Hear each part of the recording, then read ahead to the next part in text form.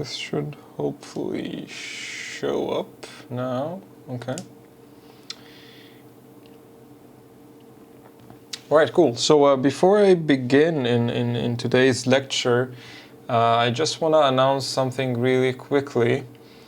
If you notice, if you go to the eClass page, you will see that on Wednesday, I believe,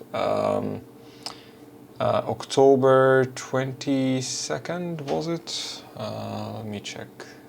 Sorry, it can't be Wednesday. On Thursday, I think. Thursday, October 22nd, yes. We have a guest lecture that I haven't specified yet. So I'm glad to announce to you today that I did manage to finalize the agreement for that guest speaker. So we're going to have two of the leading researchers at Facebook, the static analysis team at Facebook in Europe, specifically in London, UK, that are going to talk to us on that day about their about certain, like the implementation of two of their static analysis tools, ZoneColon and Pizza. I guess that's how it's pronounced, PYSA. So they're going to talk to us about it in class. I'll hope that many of you will be able to make it. I'm not sure if I'm going to record that talk though or not, because usually these kind of talks, like, probably it's not going to be recorded, so it's just going to be like just, or even live streamed. I'll ask them and see if they would be okay with that. If they are okay, I will just record it, probably not live stream it, just record it and make it available to you. But otherwise it will just be the Zoom meeting, so hopefully most of you will be able to join. Otherwise, I think on Friday we had our first assignment. How did that go for you folks? How did you find the first assignment?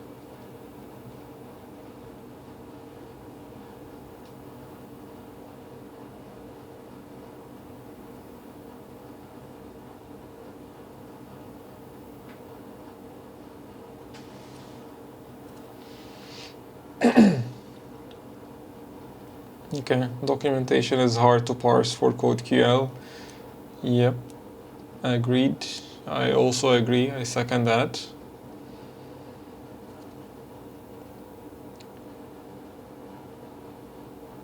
Any other particular problems? Okay, not too bad. I agree with the above people. Okay, cool. Seems that there is more than just one person who's saying that the documentation of CodeQL was a little bit lacking. After posting the forms, intentionally done that way to remove. Okay, cool. So I'm really happy that it hopefully worked out for all of you.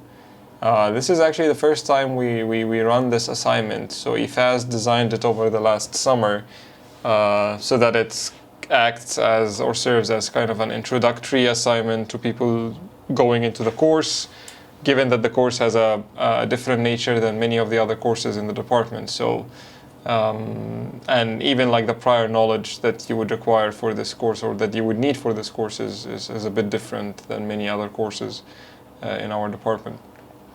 So I'm glad to see that many of you were able to go through it without any substantial problems, hopefully. So that really helps, and I just want to thank IFAS for working on this assignment really hard over the last summer to make it as simple as that, so that you can just start working on it without having any prior knowledge in program analysis. All right then, so before we begin today's lecture, let me quickly recap what we discussed in the previous one on Thursday before the weekend. So on Thursday, we really started getting into the nuts and bolts of static analysis when we started talking about lattice theory and how we're going to use lattice theory to define one of the main configuration parameters of the monotone framework that would enable us to implement static analyses. And to get to define what a lattice is, we first defined what a partially ordered set. We said that it's just a regular set in its mathematical sense that has a binary relationship that defines the ordering of the elements or the items of that set. We had a few examples over that. And then we just briefly drew a few Hasse diagrams to define, to visualize what those posets are. We talked about having an upper bound, so a safe over approximation, and we talked about having also an upper bound for a poset, and we talked about having a least upper bound, and similarly we talked about having a greatest lower bound and a greatest lower bound, sorry, and a lower bound for the poset. And then we talked about that if we have a poset that has both a greatest upper bound and a greatest lower bound and a least upper bound for any two pairs, then we're going to have a lattice in the abstract sense, to be able to abstract the domain of the analysis. In case you don't have a greatest lower bound for all pairs of elements, you might have a joint semi-lattice. So you have there exists a least upper bound for any two pairs of elements. If there exists a meet or a greatest lower bound for every two elements, every pair of elements, then you have a meet semi-lattice. And then we went through a few examples of Hasse diagrams, and we basically ended our lecture on Thursday with a few of those examples and asking ourselves whether it's a lattice or not, applying the knowledge that we acquired through the lecture in the previous week. And I believe, if I'm not mistaken, we stopped at maybe not this one, but this lattice here, or actually this Hasse diagram here, and I think that's when we ran out of time, if I remember correctly from the last lecture. So the question was, does this Hasse diagram represent a lattice or not? And the way we're going to go about answering this question is that to be a lattice, you need to have a poset with a binary relationship that has that is reflexive, antisymmetric, and transitive, as well as having a greatest lower bound and the least upper bound for any two pairs of elements. And if you look at this lattice here, you will find that, so this lattice in the first place, this lattice represents the power set lattice, and we're going to go into that later on in the lecture today.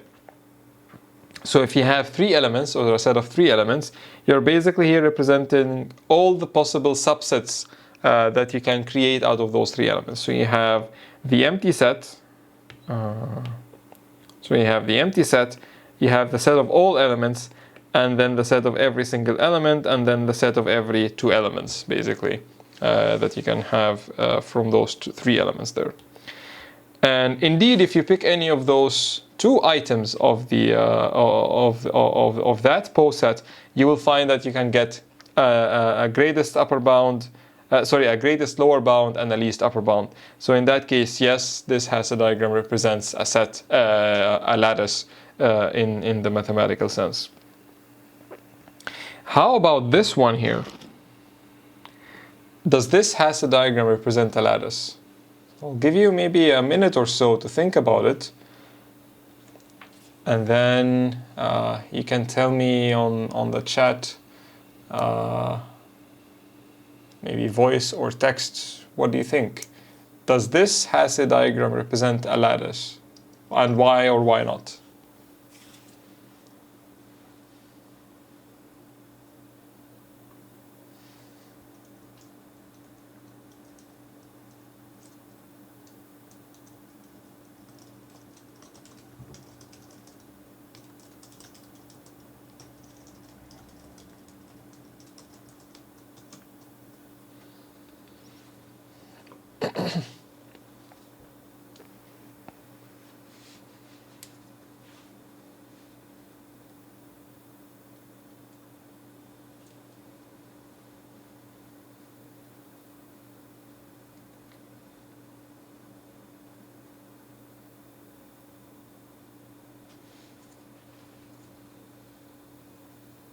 Anyone?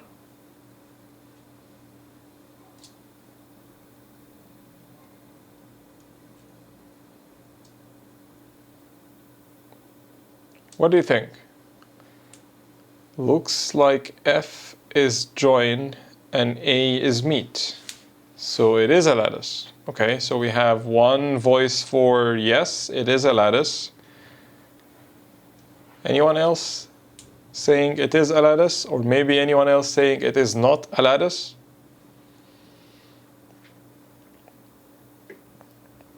So when you think about it, when you think about solving a problem like that or a question about that, I would I would personally go about it the following way. I would look at the diagram and then see if I can come up with a counterexample that doesn't have a greatest lower bound or a least lower bound or a least upper bound. If I can come up with an example such that I cannot find a greatest lower bound or a least upper bound, then I know that I don't have a lattice. So you don't have to enumerate all pairs, you just need to have one, right? So if you look at this as a diagram here, can you come up with an example or a pair of elements where you cannot find the greatest lower bound for them or the least upper bound? And again, you need to apply the rules that we have discussed in the previous lecture, right?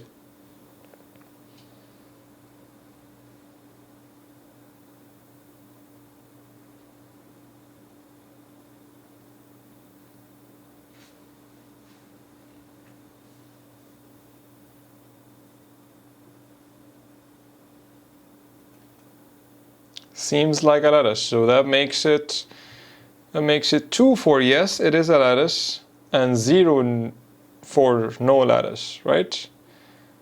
Anyone else?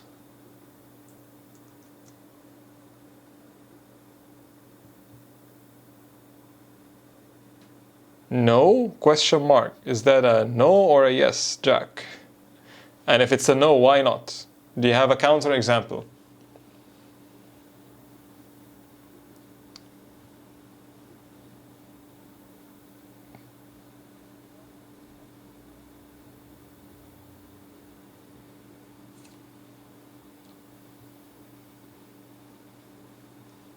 Maybe I'll give you a hint.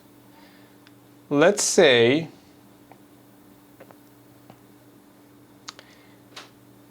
you have, I'll pick an example here. Let's say you pick the pair of elements B and C, right? Can you find a greatest lower bound and a least upper bound for both of them?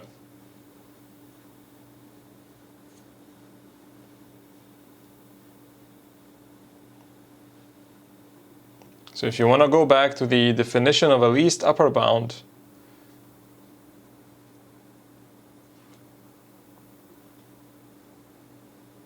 so let's see. I don't know if I can do this or not, but I'll try to write it here. So a least upper bound, it means that for all x that belongs to A, and here A in our case is B and C, right? X is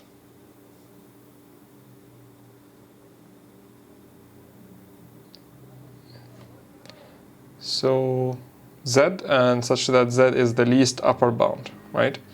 So this is the first condition, and the second condition is for all y that is an element of the universe U, for all x that's in A, x has a lower order than y, implies that z has a lower order than y.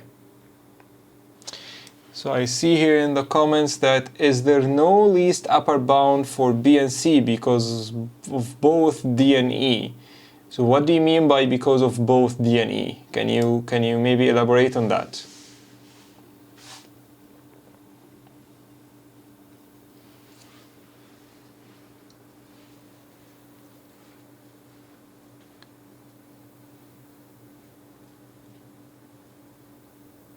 Oh, I actually didn't see your comment, Eldon. Perhaps not a lattice because we cannot know if D or E is the least upper bound for B and C. Yes, exactly, that's correct. Because if you look at this, so given that definition of a least upper bound, first it has to be an upper bound. So if you look at B and C, we know that we can get two upper bounds, right? D and E. Both of them are upper bounds. However, the second condition says the following, that for any of these two to be a least upper bound, one of them, the one that we want to pick, has to be of a lower order than all the other upper bounds. So let's say I want to say that E is the least upper bound. for this to be true, E has to have a lower order than D, and in this case, that's not true because there is no ordering relationship between them. So if the first scenario is not valid. The second scenario is D is the least upper bound, right? And in that case, D would have a lower order than E, and again, this scenario is invalid because there is no ordering relationship between them. So in fact, this here is not a lattice, even though seemingly, if you look at it at first glance, you might think that this is a lattice. Like, of course, like I have a top element, a bottom element, everything seems to be, excuse me, everything seems to look right, but in fact, it is not. So you have to watch out for when you define or for when you decide whether a Hasse diagram represents a lattice or not. It might look like it is a lattice, but it is not. So you'd better apply the actual rules and the properties that we have defined so far for determining whether something or whether a pose set and the relationship is a lattice or not. Is that clear for everyone?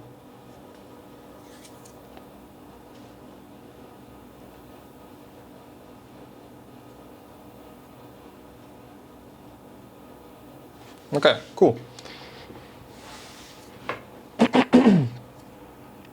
Great, because you are going to have a few questions about that in the upcoming assignment, so it's good that everything is clear so far. All right, so key takeaways from lattices so far. So a lattice is a partially ordered set. Partial order means you have a universe, U, or a set, and you have the binary ordering relationship that comes equipped with the following. You have a binary operator, which is the join, and we're going to denote that with this square cup. Basically looks like a union operator but squared, and this computes the least upper bound, and it comes also equipped with another binary operator that is the meet operator that computes the greatest lower bound. So if you have these two, then you're going to have a lattice. There is a comment here on the chat saying, I have a heuristic. If it looks symmetric, perhaps not a lattice. So what do you mean by symmetric?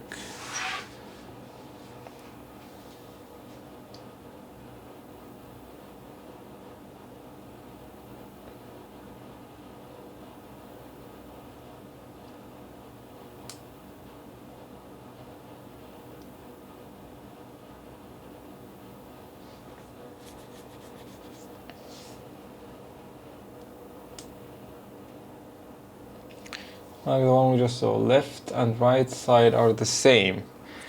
Well, okay, let's see. Well, this one is symmetric, right? The left side and the right side are the same. Yeah, exactly. Exactly, Jackie. This power set lattice is symmetric, but it is a lattice, right? So again, heuristics here don't work. Even if it might seem that it's a good way to go about it, but it is not. You need to apply the mathematical relationships and the mathematical rules that we are coming up with, because otherwise you might get something completely off the chart. So going back to the main takeaways, so a takeaway is a lattice is a partially ordered set. You have a meet operator, you have a join operator, you can define it to get the greatest lower bound and the least upper bound for any pair of elements. So this is the main takeaway of having lattices. So now we're going to go through a series of more definitions that will fine-tune that definition of a lattice so that we can get to an abstraction, a mathematical abstraction that we are then going to use to define our analysis and then move on further with the monotone framework. So the next definition that we're going to define is called a complete lattice. So a complete lattice is if you already have a lattice, if you already have a pose set, so you have the universe and you have the binary, so you have the set, you have the binary ordering relationship, and that set is non-empty, right? So this is really important. So that set is non-empty, and you're going to say that this pose set is a complete lattice if and only if for all subsets of that set. So if you pick any subset from that universe, you're going to have the following. you can define a least upper bound for every single element in that universe, right? So you can define, or there exists a least upper bound for all subsets of for all subsets. Sorry, that there exists an element z in the universe such that z would be a least upper bound for all those subsets, right? So pick any subset you want. There will be an element in the universe that's the least upper bound for it. So for example, assuming that this is going to be our lattice, these are D2 and D4 are going to be our A. If we take those to be our subset A, then I can have D6 to be our least upper bound for both of them. Without that, this is not going to be a complete lattice. And the same thing for the greatest lower bound. Assuming that D1 and D3 and D5 are the subset A, if I can define a least upper bound for a greatest lower bound for them, then this is going to be a lattice. If I can't, then this is not going to be an incomplete lattice. So for this to be a complete lattice, I have to find another element. I have to add another element, D7, that would be considered the least upper bound for that subset A, D1, D3, and D5, and in this case, it will be D7.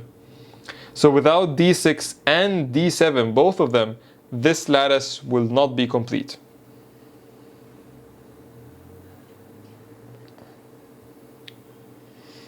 So in this case here, U and the binary ordering relationship would be considered, or this pole set would be considered a complete lattice. So basically, the difference between having a lattice and having a complete lattice is the following. For a lattice, you only need to have this least upper bound and greatest lower bound defined for any pair of elements, right? For a complete lattice, this property has to extend, the meet and the join properties have to extend to any arbitrary subsets of the lattice. So you can pick not just any pair of elements, but any subsets, and that subset can be of any size of the lattice, right? And if that's the case, then you can call your lattice to be a complete lattice. So this is the subtle difference between the definition of a lattice versus the definition of a complete lattice. A complete lattice, you can pick any subset you want in the lattice. You'll be able to define a meet and a join for it. For a lattice, you only need to do it for pairs of elements only. Is that distinction clear enough between these two? Some textbooks and some papers, as we will see, do sort of like use the terms interchangeably. So you just need to make sure that you understand what the author of the book or the paper means when they say a lattice. Some of them would just say lattice for meaning a complete lattice. So you better check what they mean with that definition because of that subtle difference between these two definitions. But the more proper way of saying it is, if you mean a lattice, it doesn't have to be complete. If it is complete, it means it is a lattice as well. So now that we have defined what a complete lattice is, we are going to define what a bounded lattice is. So a bounded lattice is a lattice, so U and the binary relationship is a lattice. Then this pole set is going to be a bounded lattice if and only if the following happens. First, you do have an element called Z. So in this case, D6 will be our element Z. So Z is an element from that subset U or the universe U, such that that element Z has a higher order than any other element in the lattice, right? So pick any element in the lattice, this element Z would have a higher order. And this is how we're going to denote it by. So it is defined on U, the whole universe. And we're going to give this a special name, so we're going to call it top, and we're going to give it a special symbol, T, basically, to be the top of the lattice. Not only that, it also needs to have the counterpart of that top element. So it needs to have an element, in this case Z, would be, in this case, it would be D7, such that D7 has a lower order than any other element in that lattice. And if that's the case, we're going to call D7 bottom, right? The bottom of the lattice, and we're going to give it that symbol here, basically the reverse or the inverse of the top symbol. So a question here on the chat. So a complete lattice must be a bounded lattice. Bounded lattice is not necessarily a complete lattice. Is that correct? A complete lattice must be bounded. You are, oh, I forgot, 1 or 2 slides ahead of me, Jack. So hold on that thought for a second. I'll get back to it. So back to the bounded lattice. If you want, what determines the lattice to be bounded? If you can define an element, if you can find an element, that is of a higher order than any other element in the lattice, then it will be bounded. If you can find an element that has a lower order than any other element in the lattice, that will be called bottom, and the previous element will be called top. If you can define both of them, if you can find both of them, then this element will be, then this lattice will be a bounded lattice. Similar to what we have discussed before, with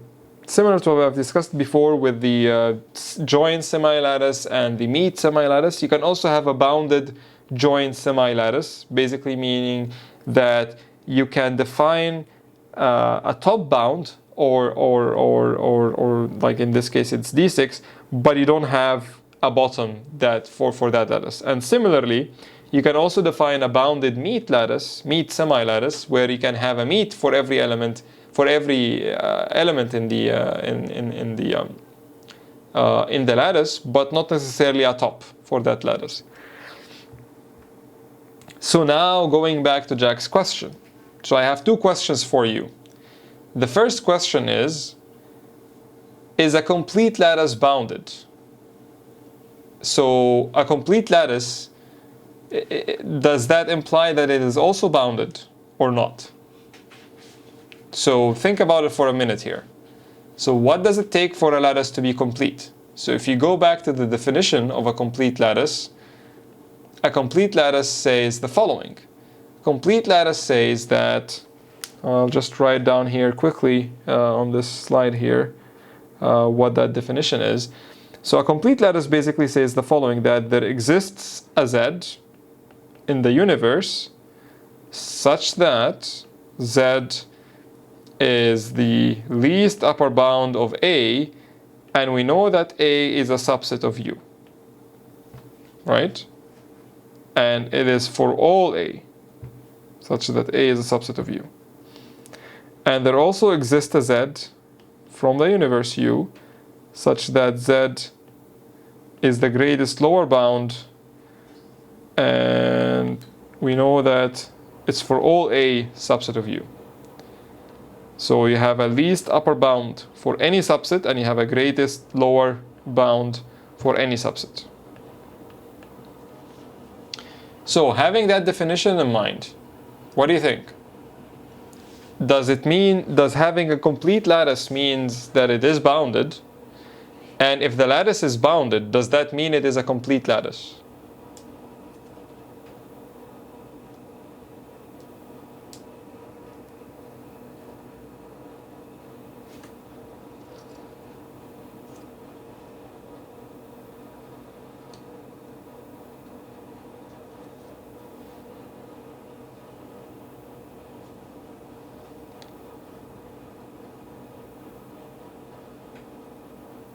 Okay, so we have a first comment here. I think a complete lattice is bounded because any subset would include any other element, right?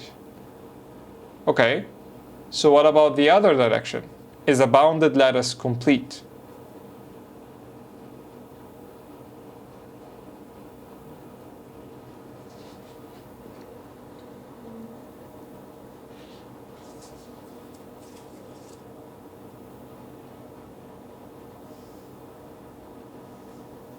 What do you think? If you have a bounded lattice, yes, just take subset A to be the top and a single element from U.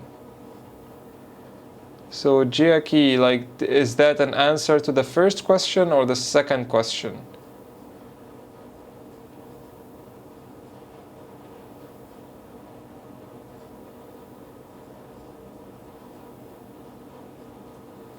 The first question, okay. So in the first question, so we have yes, it is, because the subset would be any other element. And we have another answer that says just take the subset A to be top and a single element from U. Okay, you're right. Any complete lattice is bounded, because what is a bounded lattice? A bounded lattice, if you go back to the definition, you will see that a bounded lattice would have an element that has a higher order than any other element in the lattice. So a comparison between one element and another element, right? And all the other elements in the lattice individually. And in this case, we can take that Z to be top, like JQ was saying, and it will satisfy the property of a bounded lattice. So if we do have a complete lattice, it will be bounded, because we already have, in a complete lattice, we have top and bottom defined for all the elements in the lattice. And in this case, it will be that Z value here. However, the other way around is not necessarily true. If you have an element that has a higher order than all the other elements in the lattice, that might not be true for all subsets of that lattice, right? Because all subsets also include it includes all subsets of elements of the lattice and not necessarily individual elements of that lattice. So the implication goes in one direction. If it's complete, it is bounded. If it is bounded, doesn't mean it is complete. And again, that's an important distinction to make. Does that make sense to everyone?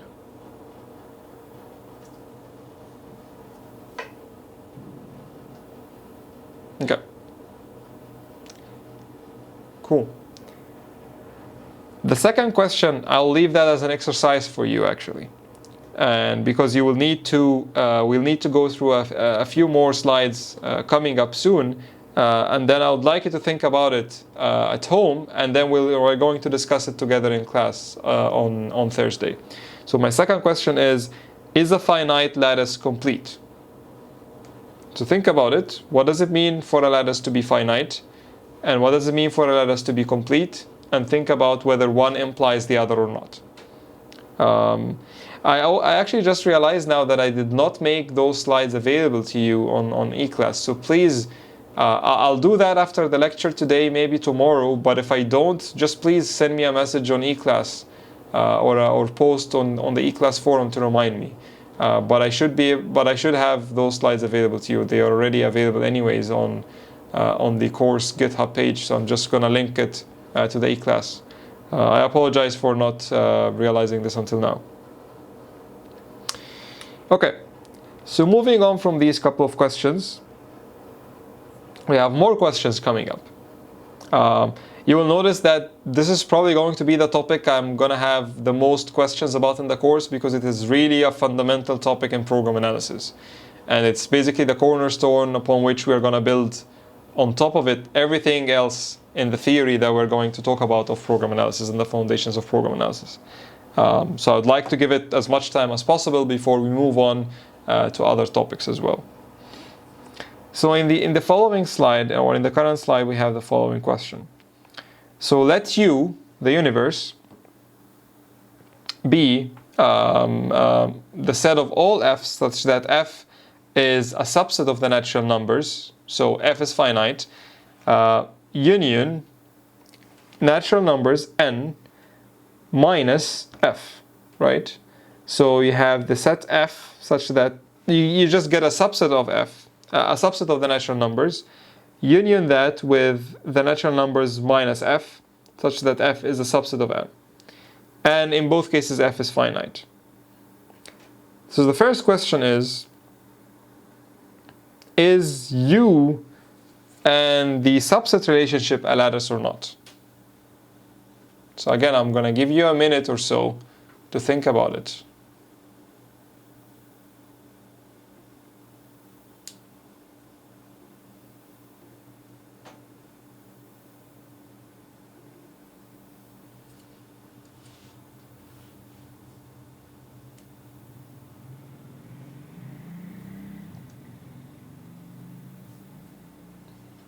You can ask me any questions, by the way, while you're thinking about this. And if you want to work in groups also, or you just want to think out loud, just you can do that. If you want to prefer to work in groups, I can create breakout rooms for you to work in groups.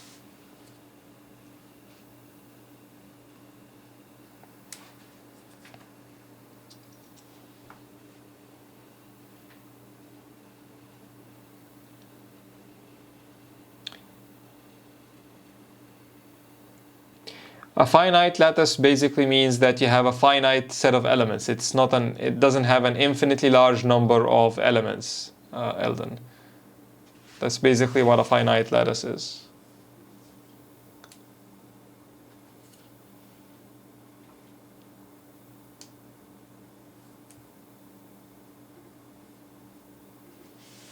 Okay, cool.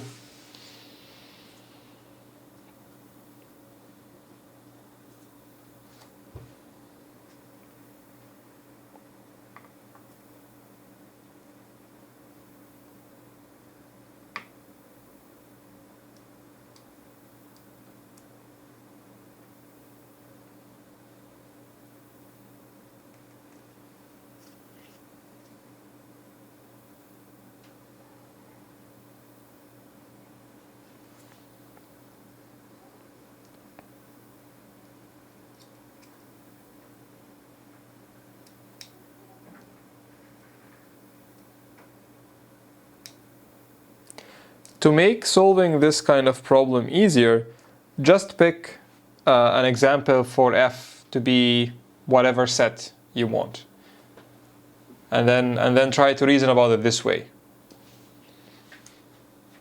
Okay. So Jack is saying, I think it is a lattice. Can you walk us through your reasoning here, Jack?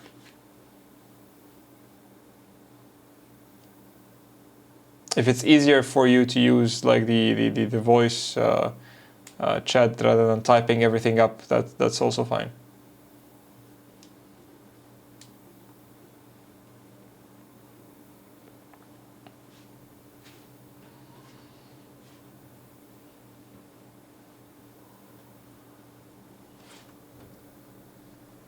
Okay, the U is N.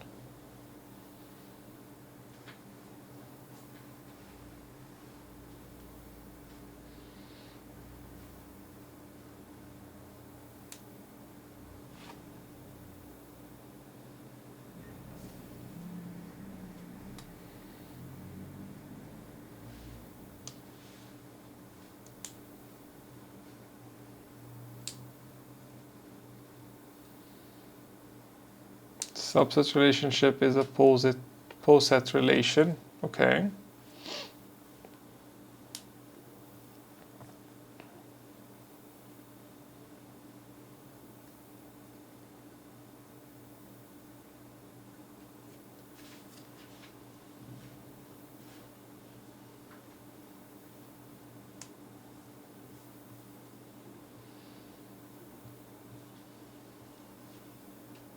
Okay. So you think it is a lattice, right? So what about the second question? Is it bounded?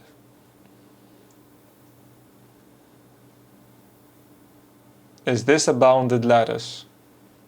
Think carefully before you answer this. No, okay. Why not? Why is this not a bounded lattice?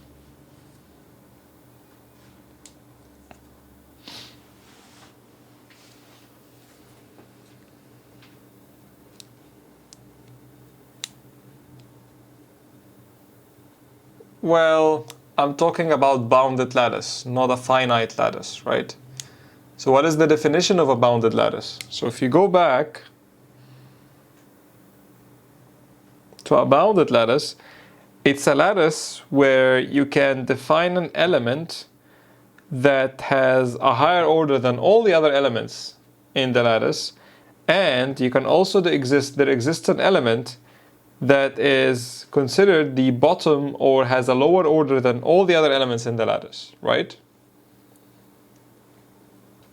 So if you go back here to natural numbers,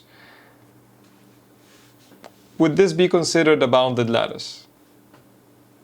So we cannot find this bound. Seems bounded because U is upper bound of all, and empty set is lower bound.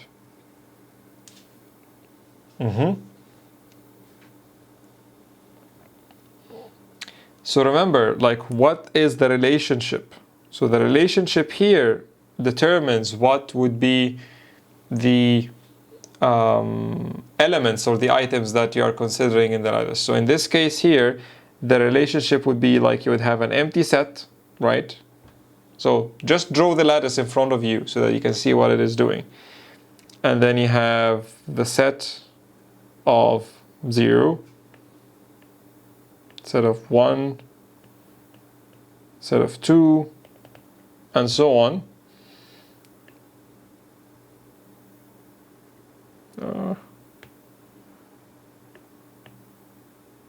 Here you're going to have the set of 0 and 1.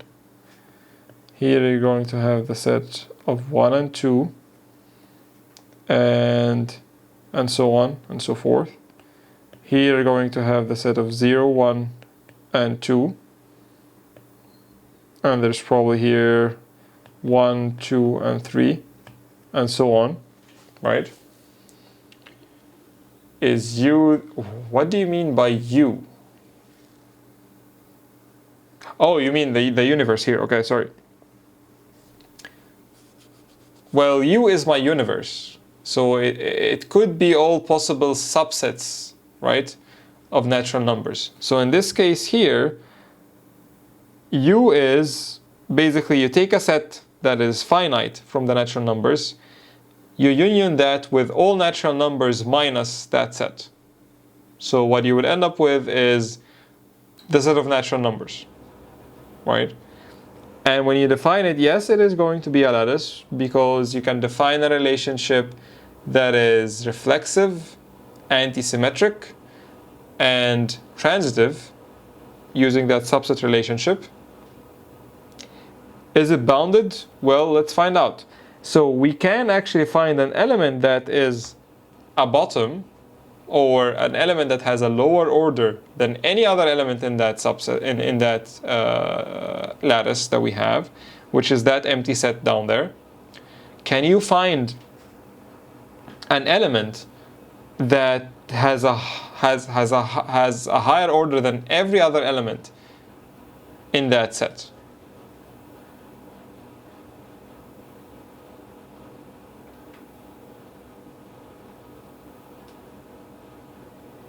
Because that's basically what we want here in top. Top would be that element that would be the higher, has the higher order than any other element in that set.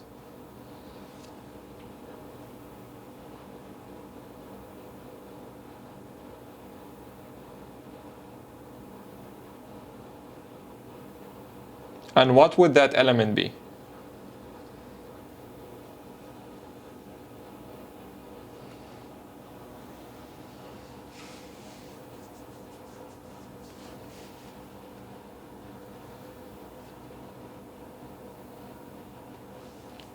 Not sure if you ask me. Actually, I want it to mean n. N is an upper bound of all. Okay, so you mean here that this top element is basically 0, 1, 2, 3, all the way to all the other elements, right, Hyman?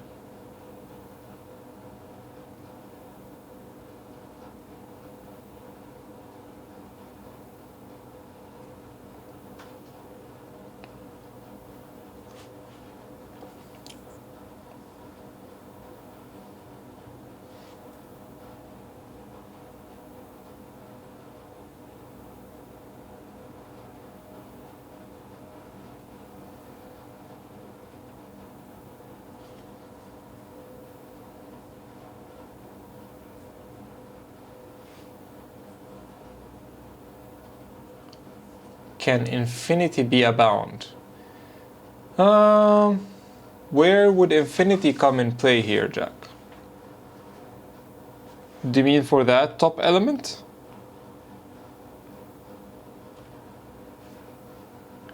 Yes, I only mean the set of natural numbers to be the top. Okay.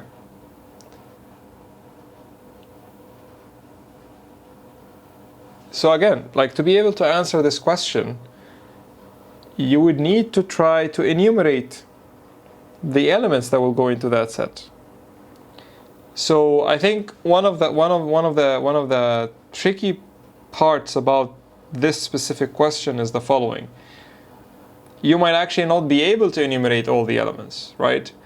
And your gut instinct is trying to tell you, well, if you can't enumerate all the elements, then of course it must not be bounded, because the definition of having bounds that we have in our minds is not really the definition that governs what a bounded lattice may be, or what a bounded lattice is.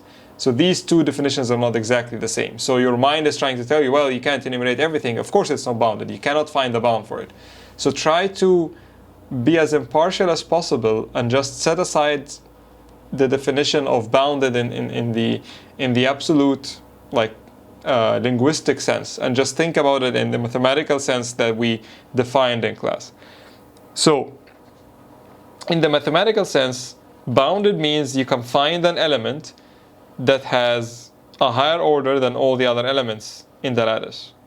I didn't tell you that you need to do this comparison, enumerate all the elements and then do the comparison, but if you can find such an element, you're good to go for having a top element.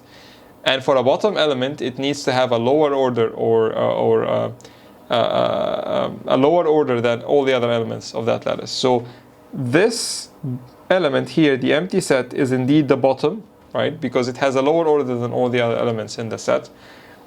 Even though I cannot enumerate all of them, but I already know that. And for top, if you take the set of all natural numbers, basically n, that will basically be it. Even though that you cannot enumerate all the subsets along the way, but just that set, n itself, is going to be the top element here. So even though that I cannot, that I have a lattice with an infinite number of elements, I can still say it is bounded, because the definition of having bounds means I can find an element that is of a higher order than all the other elements, and that will be top. I can find an element that has a lower order than all the other elements of the lattice, and that is going to be bottom. So indeed, this is going to be a bounded lattice. I'm going to leave the third question for you again as an exercise to think about it at home, along with the other question regarding finite lattices, and let's discuss those two questions the first thing in class on Thursday. So think about that slide again. Think about whether this lattice will be complete or not, and why. Write it down, come up with counterexamples, come up with examples that support your claim, and let's discuss that in class next time. We are over midway through the class, so let's take a quick short break here for a couple of minutes, and then let's continue at about 1:23 or so. So let's take a 4-minute short break, and we'll continue at 1:23. I'll still be available on the Zoom chat if you have any questions. Just make sure that you, if you want to stand out, stretch your legs or something, just make sure that you do so.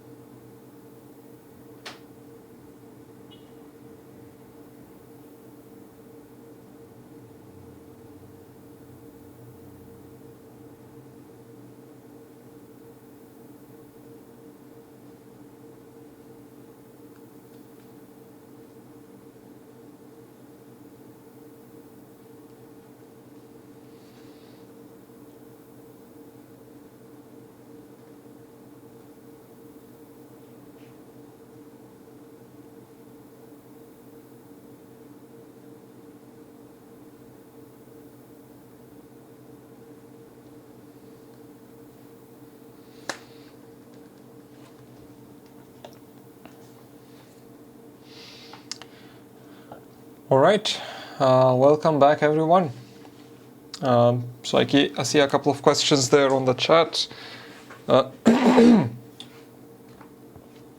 Is a finite lattice complete? I could not make sense of this question. So the question is asking if you have a finite lattice, based on the definition that, based on what we're going to discuss in today's lecture, would that lattice be complete or not? If you have a lattice with finite number of elements in it, does that guarantee that the lattice will be complete? And the second, I guess, comment, not necessarily a question, natural numbers with a less than or equal, you're welcome, Mohammed. Natural numbers with a less than or equal relation should be a lattice with an infinite height. That's a very good observation. We are actually getting to that in 2 more slides, I think. So hold on that thought for a second there. So before we move on, the main takeaway that we want to take from all these definitions that we have done is that really a bounded lattice comes with a top element and a bottom element. And if you have that, you have a bounded lattice, and that enables us to define further things. By the way, Ifaz also, because he actually taught part of that lecture in the previous year when I taught this course, because I was away on a conference for that lecture. He also prepared a handout that sort of summarizes all those definitions, and I'll also make this available to you on the link for the slides on eClass, so that you can also have it handy when you try to solve the assignments or when you try to read papers and so on. So if I also don't do that, just please remind me, but I should be able to do it tomorrow or so. Okay. So now that we have defined what a lattice is, we have defined what a bounded lattice is, we have defined what a complete lattice is, we have defined greatest lower bound, least upper bound, top element, bottom element, finite lattices. We have gone through all those examples. There is one more definition that we should define before we can move on. And that definition is a lattice chain. So what is a lattice chain? A lattice chain is, if you already have a lattice, then you can get a subset from that lattice, and this will be called a chain if and only if the following happens. Basically, you can pick any 2 elements in that chain, and what this says is the following, is that if you pick any 2 elements from that chain, if X has a lower order than Y, then Y also has to have a higher order. Either Y would have a lower order than X, or Y would have a higher order than X. So they must all be related to each other, basically forming a path, right? So all elements are sort of connected to each other somehow, forming a path from the first element to the second element. So this would be a chain. This would be a lattice chain. Why is that something important to note? It is important because we can define what the lattice height is. What is the maximum height of a lattice? And this goes back to Jiaki's observation or comment a few minutes ago. A lattice height would be basically the cardinality or the size of the longest chain that we can find in our bounded lattice. So in this case, if you have this as an example, this here would be a chain, right, that has size 3. This here would be a chain that has size 1, 2, 3, 4, right? This here, let me pick a different color. Hopefully this will show up. This here is a chain, again, of size 4.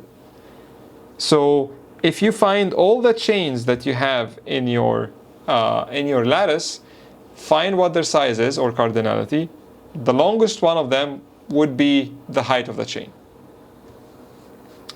So does a lattice have a finite height? Well, in this case, in this lattice here, yes, because we have a finite lattice, so we can enumerate all the paths in our lattice, and we can exactly tell that we have paths that have height 3, 4, and 4, and anything else will be shorter. So basically the height of this lattice here would be 4, right? So this is going to be a finite height. However, Some other lattices may have an infinite height. And for that, we need to define something called the ascending chain condition. And the ascending chain condition basically says the following. It says that if a lattice satisfies the ascending chain condition, it will satisfy that ascending chain condition if for any sequence, basically any sequence in that lattice, you have D0, so this is an element, has a lower order than D1, which has a lower order than D2, and so on and so forth. So this could be an infinite, right, sequence of elements. There exists an M, there exists an element M, a natural number element M, such that N has a higher, is larger than M, such that Dn is equal to Dm. So what does that mean? So let's take an example here.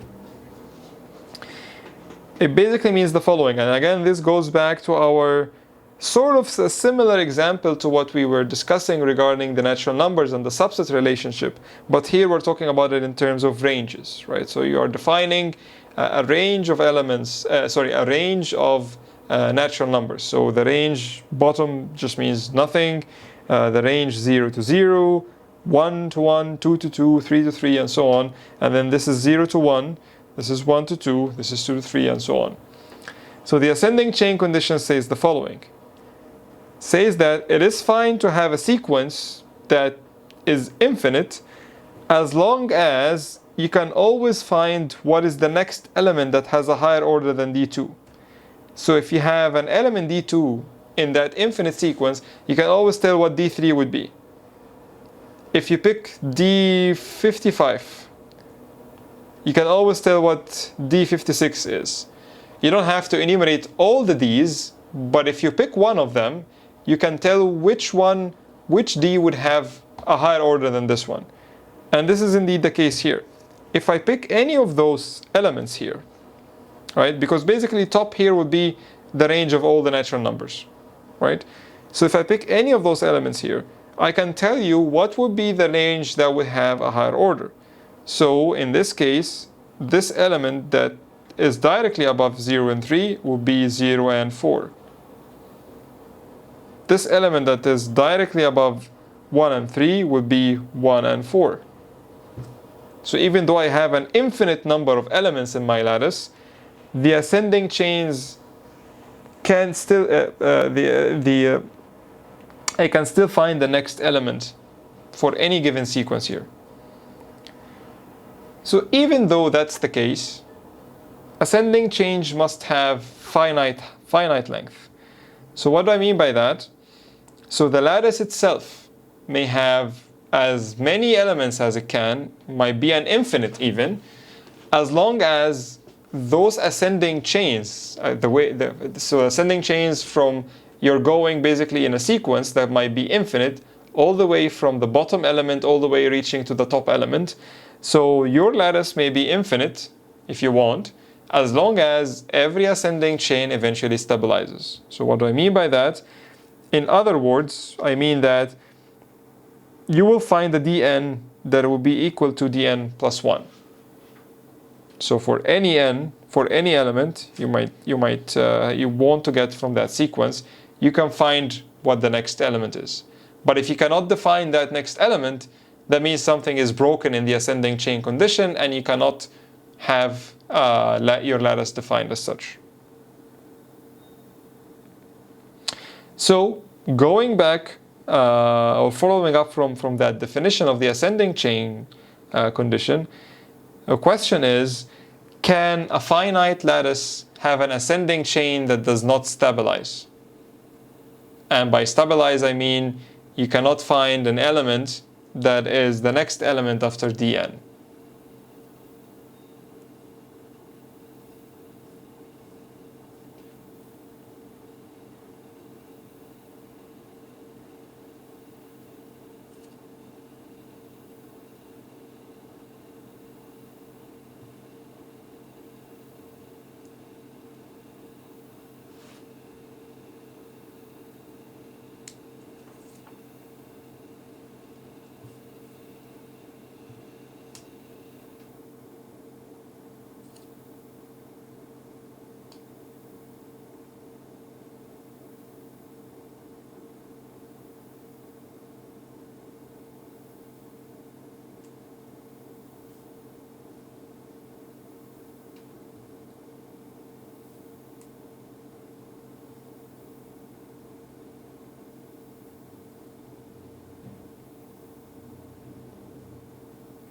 So what do you think?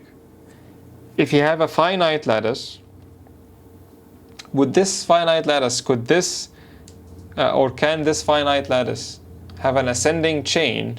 So an ascending chain, you know that the chain keeps growing as you move from the bottom element to the top element, but it doesn't eventually stabilize.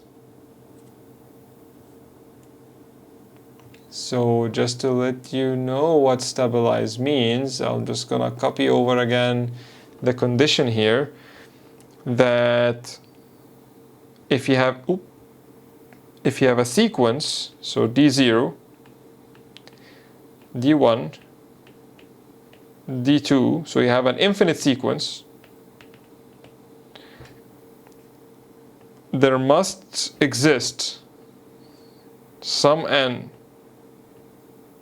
such that dn will be equal to dn plus 1, which basically means that you can always increase in this, but at one point dn will be the same as dn plus 1. It has to end at one point. There might be an infinite number of elements in between, but you must end at one point.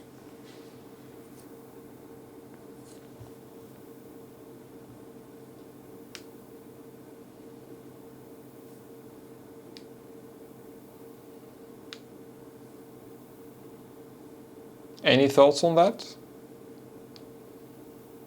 Or any questions maybe that you might want to ask to clarify things a bit more?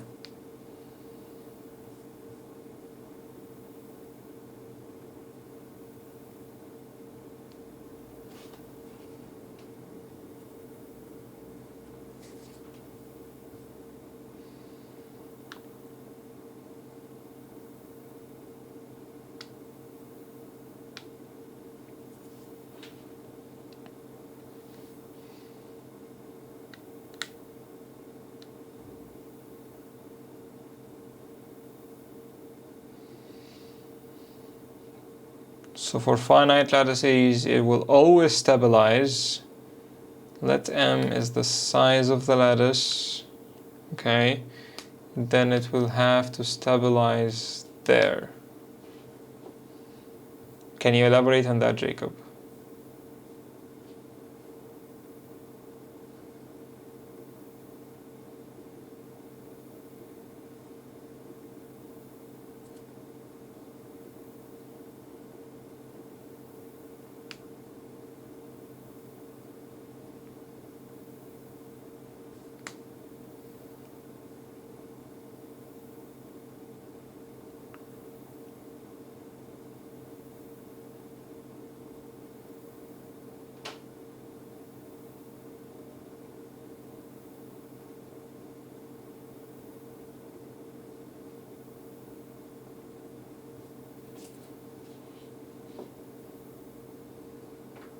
I'll just wait for a few seconds, maybe you're typing things up.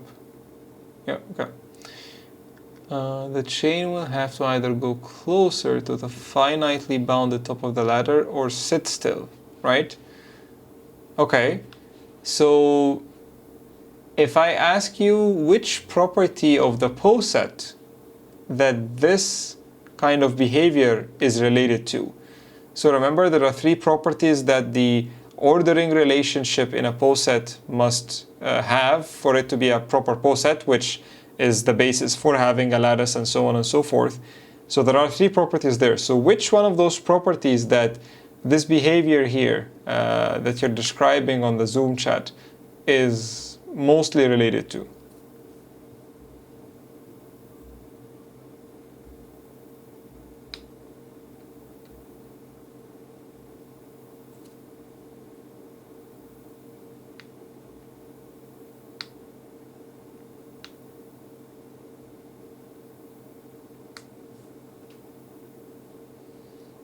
Anti-symmetry. Right. Yes, exactly. Like you can go backwards down it. Yeah, exactly. Precisely. That's absolutely correct. All of you. Anti-symmetry is the property that will disable or prevent this unstable or prevent any of those ascending chains to be unstable or not to stabilize eventually. Because if you cannot really violate anti-symmetry, because if you do, by having this non-stable ascending chain, then you don't have a lattice in the first place. Then what are we talking about even here? Doesn't make any sense. So if you can go backwards down it, you don't have you cannot have you cannot not have, you must have anti-symmetry. So you cannot go down on that ascending chain. So you must eventually end up at that element at the top that you are eventually growing towards. So again, this is one of the questions that I would like you to think about on your own time, and we're going to come back to it again on the lecture on Thursday. So main key takeaways from lattice chains is that a chain is basically a totally ordered subset of the lattice, and the longest chain that you can have in the lattice will determine what the height of the lattice is. That's basically why we're defining what lattice chains are. And the height of the lattice is the size of the largest chain. So now that we have went through all these definitions, let's have actually some examples or some types of what lattices could look like. So a power set lattice, we already have seen many examples of those, and this might be one of the most commonly used types of lattices that we're going to see throughout the course, where basically the elements of the lattice are all possible subsets of a given set. A product lattice is basically a lattice where you have two input sets or two input lattices, and you just define their product as element A1, B1. So basically have the elements that are the A elements with various subscripts are elements from the lattice A, and the B elements are elements from the lattice B. And if you want to define a product, then you're going to have A1, B1, that pair has a lower order than the pair A2 and B2. And that would mean that A1 has a lower order than A2, B1 has a lower order than A2. So you basically do a pairwise comparison between those two elements there. Then this is going to be a lattice. Another lattice that is used quite often is the map lattice. So you have F is going to be a set, or if F is a set and L is a lattice, then you can map F, then the set of maps F to L, so you're mapping that set to a lattice L with the ordering relationship would be defined as follows. So M1 would have a lower order than M2 if and only if for all the elements in that set F, applying M1 on that element F would also have a lower ordering than applying M2 over the element F. So basically you have a set and you have a lattice, and you want to apply your function or you want to apply your functions over those elements, and if the application of that function on that element also has a lower order than the application of the other function, then you're going to get a map lattice. And we're going to see when this kind of map lattice is going to be used when we talk about probably not on Thursday's lecture, but probably a week or two from today. But these are the main three types of lattices: power set lattice, product lattice, and map lattices. So let's finally use a lattice. I'm not sure actually if that would be a good idea to do that today. So maybe let's see.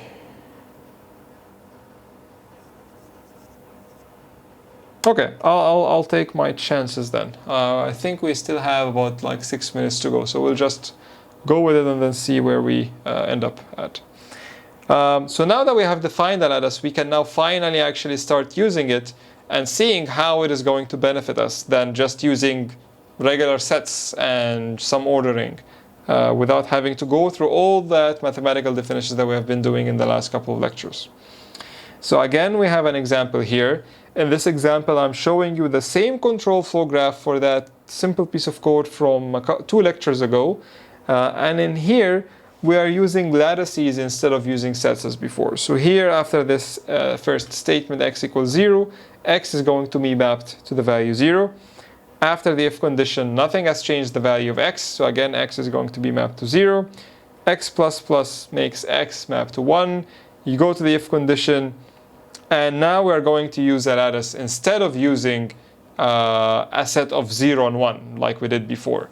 So I'm going to show you side by side what happens if you use lattice on the left and what happens when you use a set on the right. So on the left, we have x would be 0 first, and then it would be 1. Then in the next iteration, if you want a safe over approximation, then you can say x could be any value between 0 and 1. Here, x will hold the value, x will be mapped to the value 0 and 1, the range 0 to 1. Then in the next iteration, x plus plus, it will be 1 to 2, right? Like you add 1 to every element in that range, so it will be 1 to 2. And then again in this iteration here, you will take the value of x if it was 1 and if it was 2, then the safe approximation for that in our lattice will be the range 1 to 2. And this can keep on going as we go. So 0 to 1 was the safe approximation in the first iteration of the loop. 1 to 2 is the safe over approximation in the second iteration of the loop. Now, at the end of the second iteration of the loop, if you want a safe over approximation for the value of x so far in all the iterations, you just need to go one level up in the lattice. And that's what the lattice guarantees for you, is that if you take an element that is a least upper bound of these two elements, you're going to end up with a safe over approximation. So this safe over approximation is the range 0 to 2. So if your analysis is saying, well, x is going to be a constant value, so that's true, and it can hold any value between 0 to 2, that's also true, and this is a valid result for the analysis, right? Because it's considering either the before the loop starts, or after the first iteration, or after the second iteration of the loop. And we can keep on going like that, right? In the second iteration, it will be 0 to 2, and then it will be, after the x plus plus, it will be 1 to 2 or 2 to 3, and then you take the over approximation, which will be 1 to 3. And this can keep on going on like that forever and ever. And then we are going to govern that with the ascending chain condition that guarantees that eventually you're going to reach some stable state. Otherwise, you're going to violate anti-symmetry in the analysis, and the analysis will not be valid because you're defining it using a lattice using a set that is not really a lattice. So everything will break from there on. So some little lattice hacks that would help, and I will also send you the handout, like I said, that Ifaz has prepared last year, because I think it's going to be useful for you to keep in handy for going through the assignments and the papers and so on. So some little hacks. So if x has a lower order than y, if and only if you compare x and y, if you see the least upper bound of x and y is y. So if y is the least upper bound of x and y, then y will have a higher order than x in that lattice. The second if A has a lower order than B and C has a lower order than D, then by definition C would be an upper bound. Like if you get the upper bound of A and C, right? This here is the upper bound of A and C. This must have a lower order in the lattice compared to that upper bound of B and D. I strongly again recommend that. Try it out on an example. So we have seen many examples of lattices in today's lecture and the previous lecture. So try to apply those kind of heuristics or those little hacks on on some of those lattices and see whether they actually work in practice or not. And if they don't, come with a counterexample in the next class. The last little hack is that if you want to get the upper bound of x and x, this upper bound is really x. And again, this goes to the reflexive property of that ordering binary relationship that defines what a poset is, which is again the basic foundation for defining what a lattice is and so on. So I'll stop here for today. We are almost running out of time, or we actually just ran out of time. This has been one of the major cornerstones of program analysis, defining what a lattice is, because that is going to enable us to define what the domain that the analysis would run on, what are the items that the analysis is going to compute over, and what are the results that the analysis is going to compute, and how to safely over-approximate potential results for the analysis with all the governing mathematical formulas and relations that we have discussed today and also on Thursday last week. On Thursday this week, we are going to see how defining a lattice enables us to define what we call flow functions, so that we can propagate the flow of information or data from one statement to the other, governed by the mathematical foundation that we have built for lattice theory that we have discussed in today's lecture and on Thursday last week. Do you have any questions for me before we end our virtual class today? I'm done for the content for today. I don't think I will go over any more content for today, but I'll be happy to answer any questions if you have any. And of course, if you have further questions after the class, just post them on the eClass forum. Come ask them in our next lecture. If you need to have an office hour, Ifaz has his office hour on Wednesdays. My office hours are by appointment, so just email me and I'll be happy to help out in any shape or form I can.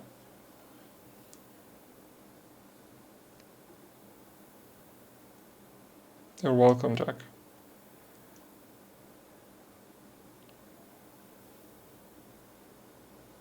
Great. Sounds good. So, if that's all for today, then I guess it has been good seeing you all today. And hopefully I will see you on Thursday again. I will upload the lecture as usual right after the class.